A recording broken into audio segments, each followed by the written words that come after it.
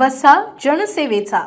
एकीकडे आधुनिकतेच्या काळात धार्मिक भिंती उभ्या केल्या असताना बुलढाण्यातील एका 9 वर्षाच्या चिमुकलीने मात्र आपल्या पहिल्याच उपवासातून म्हणजेच रोज्यातून संपूर्ण देशाला गंगा जमुना तहजीब संस्कृतीचा आणि सामाजिक सलोख्याचा अनोखा संदेश दिला आहे।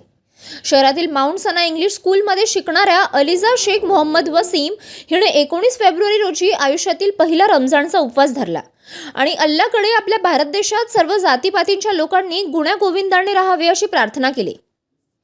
अलिजा ही बुलढाण्यातील पत्रकार वसीम शेख अनवर यांची कन्या आहे। वयाच्या अवघ्या 9व्या वर्षी तिने रमजानचा पहिला उपवास ठेवण्याचा संकल्प केला। सूर्योदयापूर्वी सहरी करून तिने उपवास धरला आणि दिवसभर अल्लाहची इबादत केली। उपवासाच्या काळात तिने अल्लाहकडे स्वतःसाठी काहीही न मागता माझ्या भारत देशात सर्व लोक खुशाल असावेत आणि सर्व जाती धर्मांच्या लोकांनी गुण्यागोविंदाने एकत्र राहावे अशी दुआ केली। तिच्या या संवेदनशील विचारांमुळे सर्वत्र तिचे कौतुक होत आहे। कुटुंबियांकडून पक्वानांचे स्वागत। मुलीचा पहिलाच उपवास असल्याने शेख कुटुंबात आनंदाचे वातावरण होते।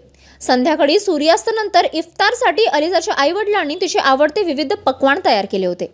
उपवास सोडल्यानंतर अलिजाने आपला आनंद व्यक्त केला। ती म्हणाली की माझ्या वयाच्या इतर मुला-मुलींनीही उपवास धरले पाहिजेत, अल्लाह त्यांना नक्कीच हिम्मत देईल। सर्व धर्म समभावाचा प्रत्यय। आजच्या काळात अलिजासारख्या लहान मुलीने देशाच्या एकात्मतेसाठी केलेली ही प्रार्थना खऱ्या अर्थाने सर्व धर्म समभाव आणि गंगा जमुना तहजीब संस्कृतीचा प्रत्यय देणारी ठरली आहे। 9 वर्षांच्या चिमुकलीने दाखवलेली ही समज आणि सामाजिक जाणीव पाहून सामाजिक स्तरातून तिच्यावर अभिनंदनाचा वर्षाव होत आहे। अस्सलाम वालेकुम रहमतुल्लाहि वबरकातुह। My name is Aliza Shaikh Mohammad Waseem. My school name is mount Sana English school. My class is 4th standard.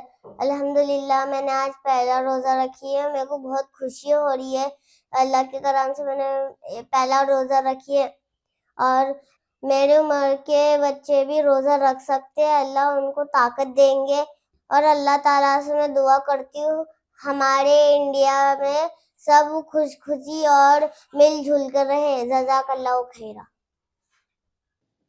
City news. बातम्या व जाहिरातीकरिता संपर्क मोबाईल क्रमांक 9822 72 0784।